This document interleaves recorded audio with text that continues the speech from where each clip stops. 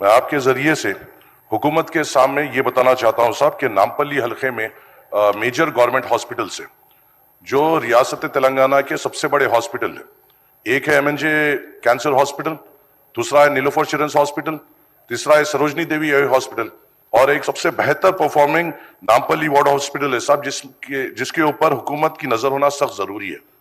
Nampally area hospital में करीबन 500 से ज्यादा आउट पेशेंट्स हर रोज आते हैं और उसका आउट पेशेंट वार्ड तकरीबन पूरा कंजस्टेड हो चुका है और वहां पे जो गरीब आता है उनके लिए कई दुश्वारियां वहां पे हो रही है। और खास तौर से वहां पे जो डॉक्टर्स के पोस्ट है, चाहे वो नामपल्ली एरिया हॉस्पिटल रही है या नीलोफर रही है या सरोजनी और एमएनजे, कई डॉक्टर्स के पोस्ट वेकेंट है और जो प्रेजेंट डॉक्टर्स हैं उनके ऊपर बहुत ज्यादा प्रेशर बढ़ गया है इतने ज्यादा नंबर्स को कैटर करने के लिए। मेरी आपसे दरखास्त है साहब कि ये ऐसे हॉस्पिटल्स है जो तेलंगाना के ज्यादातर गरीबों के जो मेजर बीमारियां हैं और जो बच्चों का इलाज है यहाँ पे हो रहा है और हमें उन डॉक्टर्स का प्रेशर कम करना है और वहां के गरीबों के साथ ठहरना है। मेरी आपसे अदबन गुजारिश ये है साहब कि इंचार्ज मिनिस्टर साहब के साथ, हेल्थ मिनिस्टर साहब के साथ एक फौरी रिव्यू मीटिंग इन हॉस्पिटल्स के लिए रखी जाए। वहां पर साहब एक आईसीयू भी होना बेइंतहा जरूरी है नामपल्ली एरिया हॉस्पिटल में। अगर कोई सीरियस कोई पेशेंट या खवातीन वहां पे आ रहे हैं तो उनको फौरी तौर पर उस हालत में वहां से उस्मानिया भेजा जा रहा है जो उन गरीब औरतों के लिए बड़ी दुश्वारी हो रही है। और आप और हम यहाँ पे इसलिए है कि इनको सहूलत दे सके। उनकी सहूलत इसमें है सब कि हम वहां पे फौरी तौर पे एक आईसीयू बनाए।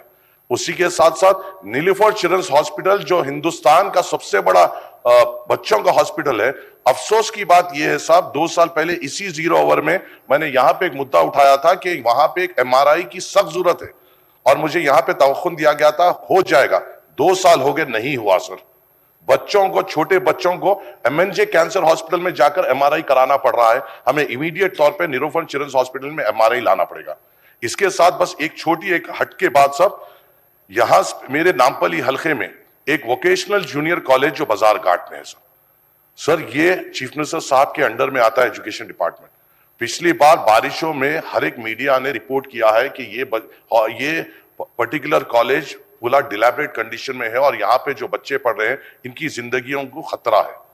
सर, उतना बड़ा इश्तिहारात पर अखबारात में आए, तेलुगु मीडिया में आए, मगर अफसोस की बात है सब, हमारे लिए कोई ओहदेदार वहां पर आगे बढ़कर उसके लिए क्या इकदाम लेना चाहिए, किस तरीके से जल्दी उसका सैंक्शन लेते हुए वहां पे एक तामीराती काम शुरू करना चाहिए, इसके ऊपर इकदाम नहीं ले रहे सर।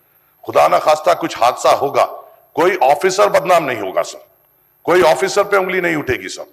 उंगली उठेगी तो ऑनरेबल उनके ऊपर उठेगी जिनके उसमें ये पोर्टफोलियो है सर, और जो हम नहीं चाहते सर, क्योंकि हम उनकी इज्जत करते हैं।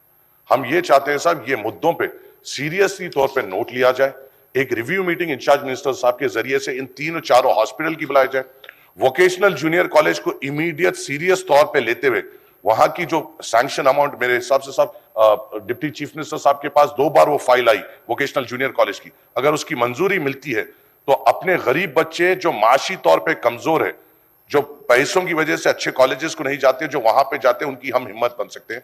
आपके जरिए से हुकूमत को मैं इत्तला देना चाहता हूं और मैं उम्मीद करता हूं इसका जवाब आएगा और आप इंस्ट्रक्शन देंगे कि इसकी फौरी तौर पर रिव्यू मीटिंग ले। शुक्रिया।